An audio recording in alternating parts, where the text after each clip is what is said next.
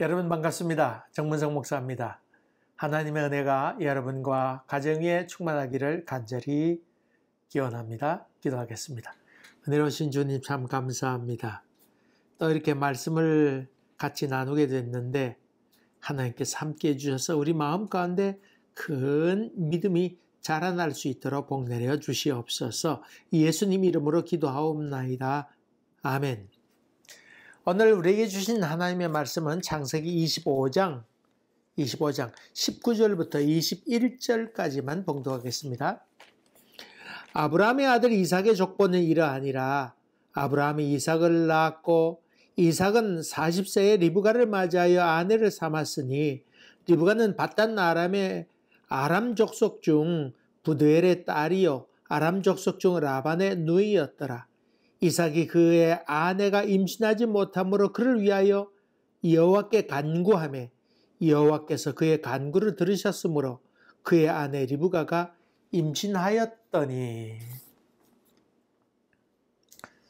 얼마 전에 그 동영상 이렇게 보았는데 거기 무신론자가 보는 성경 뭐 그런 정확한 제목이 뭐 어쨌든 무신론자가 보는 뭐 이렇게 돼 있었습니다.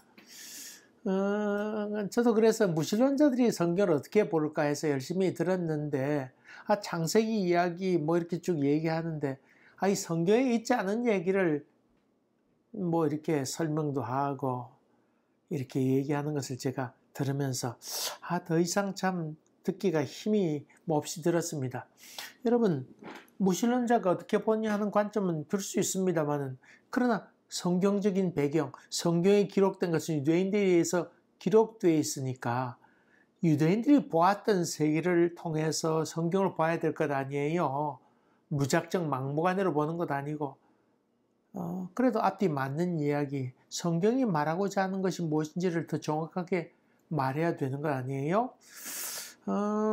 그런 점에 본다 그러면 여러분 이 성경 공부는 믿음이 있는 사람이든 믿음이 없는 사람이든 관계없이 지금 창세기 쭉 해나가고 있는데 성경의 기본적인 배경되는 이야기, 그래 성경이 말하고자 하는 건 무엇일까?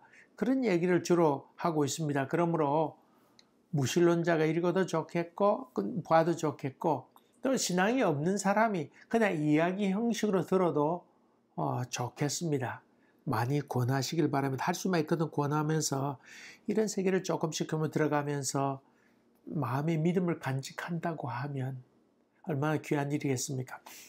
성경을 읽으면서 느끼는 것 중에 하나는 믿음 없는 사람이 성경을 참으로 읽게 되면 그 마음 가운데 믿음을 간직해야 되겠구나. 하나님이 이런 분이로구나 하는 것을 부인할 수가 없다고 하는 것입니다. 부인할 수 없습니다. 그런 점에서 여러분이 성경을 더욱더 가까이 하게 되기를 간절히 바랍니다. 오늘 그 이삭의 이야기를 좀 더 하려고 하는데 성경에 나오는 인물, 제가 이미 알고 있었던 그런 모습과 오늘 성경을 같이 또 이렇게 나누면서 새로 발견한 여러 가지 모습과는 차이가 나는 사람 가운데 한 사람을 든다고 하면 아마 이삭이라고 그렇게 들을 수 있겠습니다. 이삭은 참 기도의 사람이었다 하는 것을 성경을 통해서 볼 수 있습니다.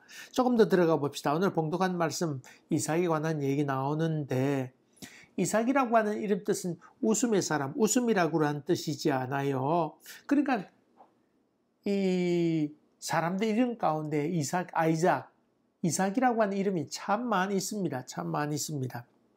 그가 리브가와 결혼하게 됐는데 리브가와 결혼하게 됨으로 말미암아 자기 어머니 사라가 죽은 것에 대해서 한 3년 동안 마음에 많이 외롭고 좀 힘들었지만은 그러나 이 리브가로 말미암아 즐거움을 얻게 되었다, 위로를 얻게 되었다는 말씀을 지난번에 드렸는데, 그렇지만은 이 이삭에게 그리고 리브가에게는 고통이 있었습니다. 그것은 후손이 없었다고 하는 것입니다. 우리 인생에 그렇듯이 하나님이 한 사람에게 모든 복을 다 몰아주진 않는다. 그런 말 있잖아요. 한 사람이 모든 복을 다 가질 수는 없다.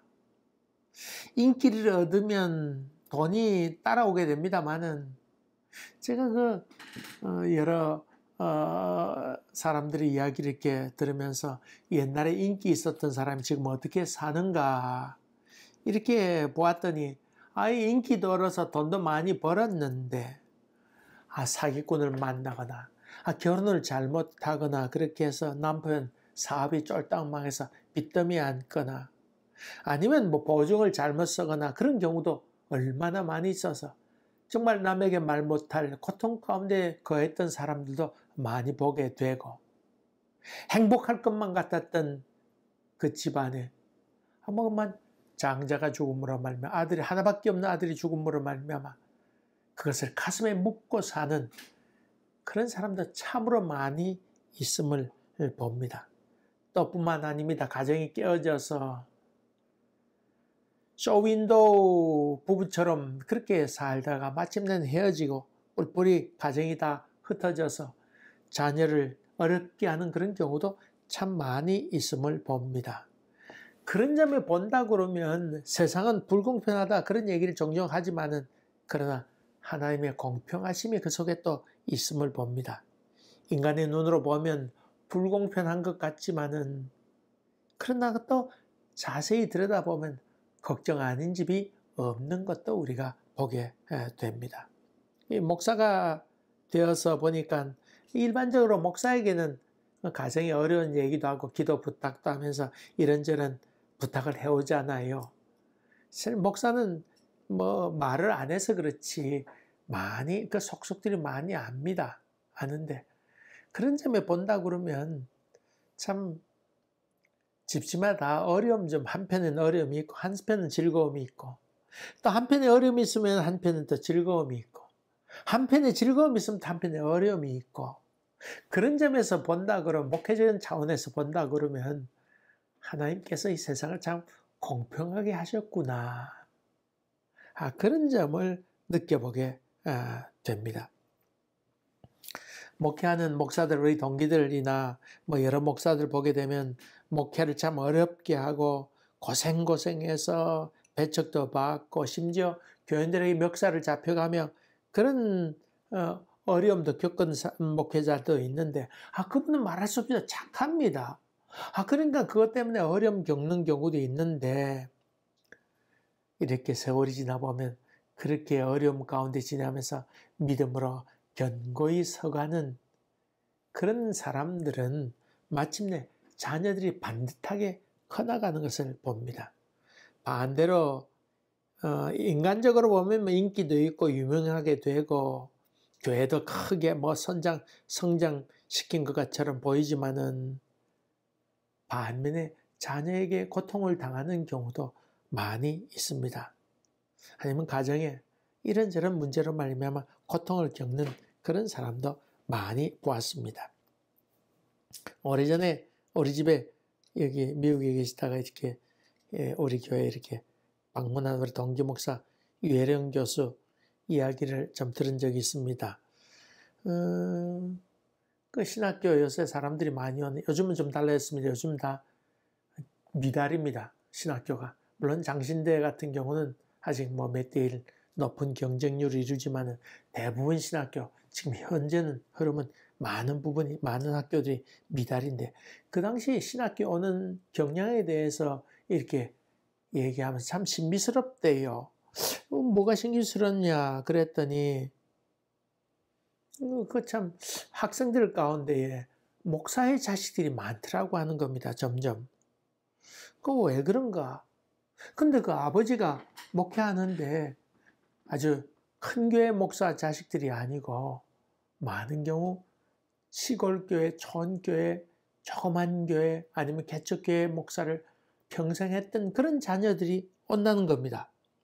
그 아버지가 시골에서 오랫동안 목회하고 고생하고 그렇게 했으면 자식들이 아이고 난 목회 안 하겠다 그럴 거 아니에요.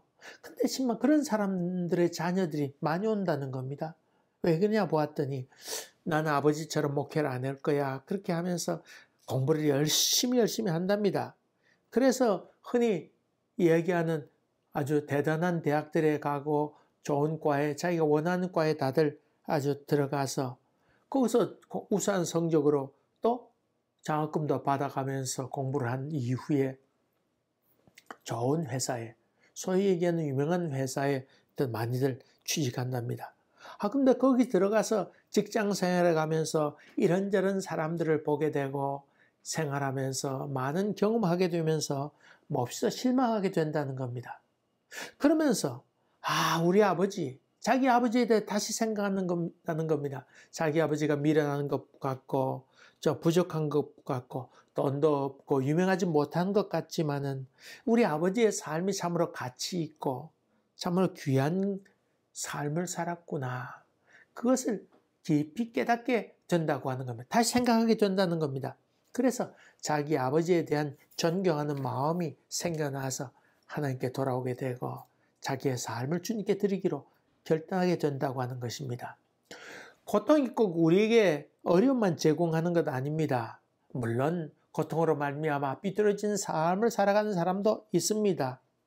할 수만 있거든 좋은 환경에 키우고자 원하는 것이 일반적인 사람들의 이야기인 것은 분명합니다만은, 그러나 신앙의 세계라고 하는 것은 꼭 그런 좋은 환경만을 얘기하는 것 아니고 이런저런 환경을 넘어서는 힘, 그것을 우리는 신앙이라고 얘기합니다.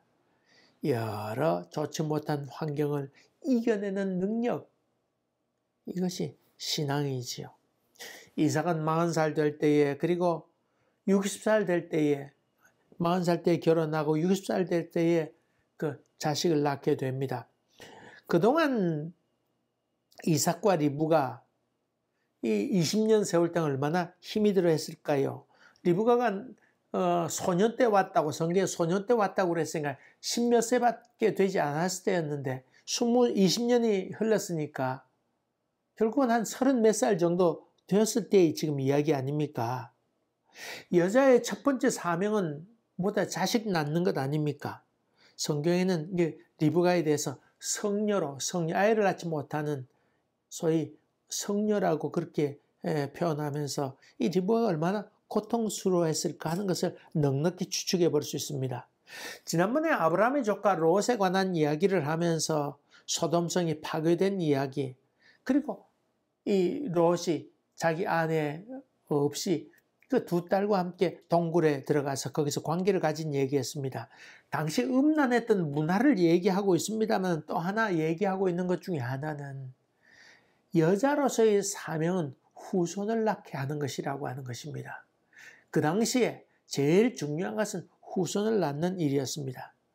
조금 이따 또 나오겠습니다만은 그 야곱의 아들 유다가 있지 않습니까? 유다가 그 며느리 다말과의 관계를 맺게 되어서 자식을 낳게 되는 이야기가 나옵니다. 인간적으로 보면 참 어떻게 그럴 수가 있느냐 얘기하지만은 이 유다는 그 자기를 통해서 다말이 자식을 낳는 일에 대해서 그는 긍정하고 있습니다. 그는 나보다 낫도다. 그는 그렇게 얘기하고 있습니다. 다시 말하면 이 며느리 다말은 자식을 낳음으로 말미암아 가문을 이어가겠다고 하는 생각을 가졌다고 하는 것입니다. 그런 점에서 유다는 아주 그 다말에 대해서 아주 극찬하고 있습니다.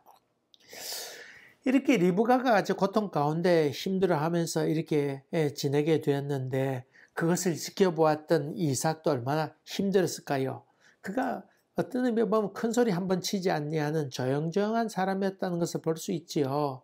아마도 그 아버지로부터 금이야 옥이야 또 어머니로부터 그런 귀한 대접을 받고 자라게 됐고, 또 리브가를 아내로 맞이하게 될 때 성경의 이야기처럼 그는 들판에 나가서 묵상하다가, 그런 표현을 지난주에 들은 적이 있습니다.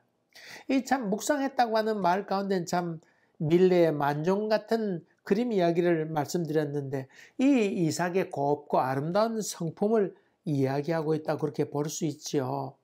참 아름다운 성품의 소유자다, 그렇게 볼 수 있습니다. 아마도 그 아내가 아기를 낳지 못하게 될 때에 이 이삭은 그 아내를 위로하지 않았을까요? 뭐라 다그치지 않고 야 왜 아기도 못 낳냐고 그렇게 얘기하지도 않고 속으로 그냥 걱정하고 있으면서 아마 세월을 보냈던 것 같습니다. 아마 자기 아버지에 대한 이야기도 듣지 않았을까요? 자기 엄마 사라가 애기 낳지 못해서 여러 가지 어려움을 겪었다고 하는 얘기도 듣지 않았을까요? 그래서 자기가 탄생하게 된 것도 깨닫지 않았을까요? 왜 자식을 주지 않을까? 그런 생각도 아마 했을 것입니다. 이때 이삭은 하나님께 간구하며, 성경 보니까 25장 22절에 여호와께 간구하며, 이 이삭은 참 기도의 사람으로 그렇게 묘사하고 있습니다. 이삭에게는 영적 체험이 있었습니다. 모리아산에서 그 아버지와 함께 올라갔다가 여호와 일의 놀라운 역사를 그가 자기 눈으로 보게 됩니다. 그 당시에만 18살 정도 되었을 때였으니까 장작을 지고 올라갈 정도니까 아주 건강한 몸 아니었겠어요. 그랬던 그가 어릴 때 보았던, 아니면 18살 때 보았던 하나님, 그 역사하심, 그 생생하게 인도하셨던 하나님을 마음간에 담아두지 않았을까요?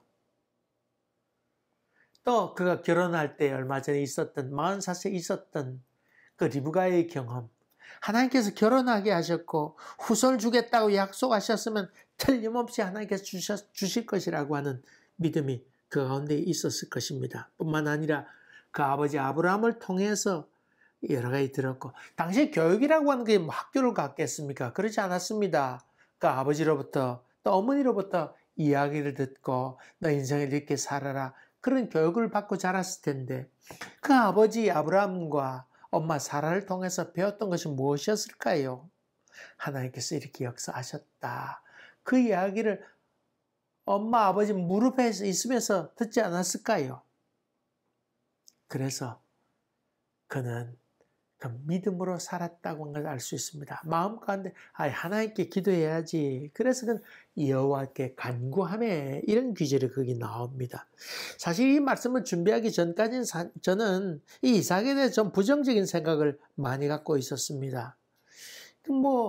그 아들 야곱이 오고 그 에서가 오게 되는데, 야곱이 팔에 털을 묻혀가지고 와가지고는 아버지요, 그런 얘기하게 되는, 축복하게 되는 장면도 나오게 되는데, 그런 장면을 바라보면서 이 아버지가 좀 노만기가 좀 있지 않나, 그런 생각도 좀 가졌고, 우물을 파놓으면 다른 사람들이 와서 내놓으라 그러면 그건 두말 않고 또 내주고 또 떠납니다. 자기 권리를 주장한, 이거 우리가 받는데 하면 싸우려고 해보지도 아니하고, 좀 모자란 듯한 그런 삶을 삽니다. 성경에 그런데 성경에는 그해 100배나 얻었다, 그런 성경을 기록한 것을 보면서 이거 참 좀 너무한 것 아닌가, 그런 생각도 좀 가졌습니다. 그래서 저는 이야기하기를 종종 그 모리아 산에서 자기를 묶어놓고는 칼을 들이대는 그 아버지의 모습을 보았기에 너무 놀랐기 때문에 그가 쩡하면서 그렇게 살지 않았을까.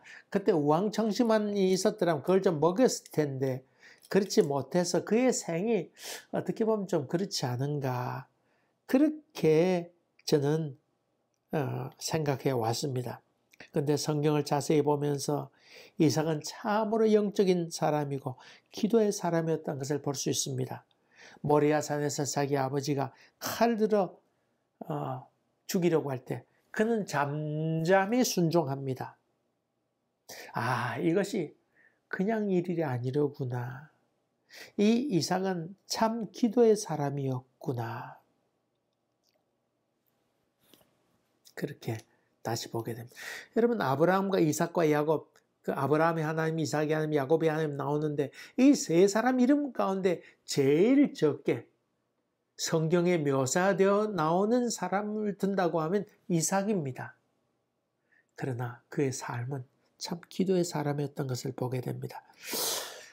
그러면서 한 가지 질문하게 됩니다. 하나님은 왜 이런 성녀, 애를 낳지 못하는 사건을 통해서 그 하나님께서 뭘 자꾸 말씀하시는가? 왜 이런 사건을 인간에게 허락하시는가? 왜 인간에게 고통을 이렇게 허락하시는가? 하나님은 왜 이렇게 병 주고 약을 주시는가? 그런 질문을 하게 됩니다. 근데 여기 병 주었다고 하는 말은 우리가 그렇게 할 말은 아닙니다. 고통은 원래 있었다고 유대인들은 생각합니다. 하나님께서 주었다 그렇게 생각지는 않습니다. 근데 여기 해석에 대해서는 그 고통을 통해서는 하나님께서 인간과의 좋은 관계를 맺기를 원하셨다고 하는 것입니다. 고린도 교회를 향해서 사도 바울이 한 말 가운데 자기 고백이 나오지요. 육체에 가시가 있었다. 간질로 여깁니다. 저는 간질로 이렇게 생각합니다.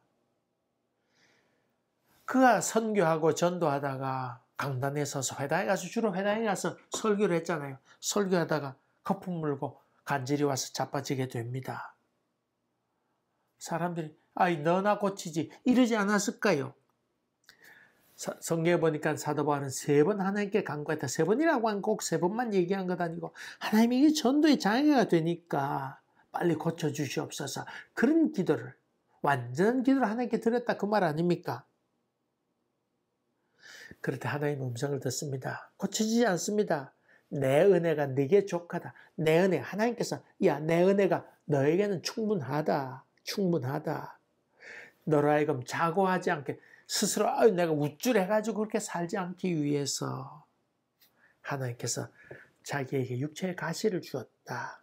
그 말 듣고는 기뻐하고 기뻐합니다. 아이고 참 감사하구나. 사도 바울은 은사도 있었습니다. 병을 치유하는 은사도 있었습니다. 그러나 자기 병은 낫지 못했습니다.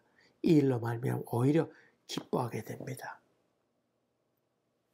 리브가도 소녀로 오게 됐는데 그 당돌함 보게 되면 이 리브가도 얼마나 당찬 애였던 것을 보게 되지요. 아마 그대로 놓았더라면 리브가는 아마 이상 머리 꼭대기에 앉아가지고 지멋대로 했을 것만 같은 그런 삶을 삽니다. 그나마 이 리브가가 하나님 앞에 엎드릴 수 있게 되고 또 남편의 말에 순종할 수 있게 된 것도 아마도 이 애를 낳지 못했던 이 경험을 통해서 아이고 그가 고개를 숙이고 있지 않았을까요? 이삭도 마찬가지입니다. 그 아버지로부터 영적 삶을 이어봤습니다마는 영적 교만이 얼마나 더 힘들고 남을 괴롭게 합니까? 기고만장할 수 있는 그런 삶을 살 수도 있었음에도 불구하고 이런 일을 통해서 오히려 하나님께 기도하게 됩니다. 기도는 겸손이고 자기 낮춤입니다. 하나님을 향한 전적인 신뢰, 자기를 내려놓고 하나님께 엎드리는 의탁의 사건인 것을 보게 됩니다. 하나님은 사라, 또 성경에 나온 라헬, 이런 사람은 다 성녀로 그렇게 묘사하면서 그 가시를 통해서 더 하나님께 가까이 가도록 하는 것을 봅니다. 연예인들 보게 되면 최고 인기를 얻어서 재산도 얻고 그렇게 살아간 사람 다 있을 것 같지만은 끝까지 지속한 사람들이 많지 않습니다. 그 어려움, 빚더미에 앉거나 사업 실패, 보증 서는 것 이런 사건을 통해서 정말 역사하시는 하나님을 만나게 됩니다. 자기 낮춤도 배우게 되고 오히려 겸손하게 됐던 것을 봅니다. 성경에 나오는 인물 가운데 아까 얘기한 것처럼 이삭이 기록이 제일 적게 나옵니다. 그러나 기록이 적게 나왔다고 해서 그 삶이 잘못됐느냐, 부족했느냐 그렇게 보기는 어렵습니다. 참 파란만장한 삶을 살지는 않았다고 볼 수 있겠지만은 그러나 이 이삭은 참 풍성한 삶을 살았습니다. 그래서 이삭이라는 이름이 참으로 많습니다. 이 이삭은 기도와 은혜의 사람입니다. 그는 늘 조용한 것 같고 이름이 별로 나오지 않는 것 같지만 기도의 사람으로 하나님의 능력을 힘있게 의지하면서 걸어갔던 믿음의 사람입니다. 이런 은혜가 여러분 10년 가운데도 충만하게 여기를 주의 이름으로 간절히 기원합니다. 기도하겠습니다. 은혜로우신 아버지 하나님, 이런저런 일이 있을 때에 은밀히 기도하게 하시고 무릎을 꿇고 하늘을 향해서 문을 열고 두 손 벌려 하나님의 도우심을 간구해가는 기도의 사람으로 저희를 변화시켜 주시옵소서. 예수님 이름으로 기도하옵나이다. 아멘. 여러분 감사합니다. 또 뵙겠습니다.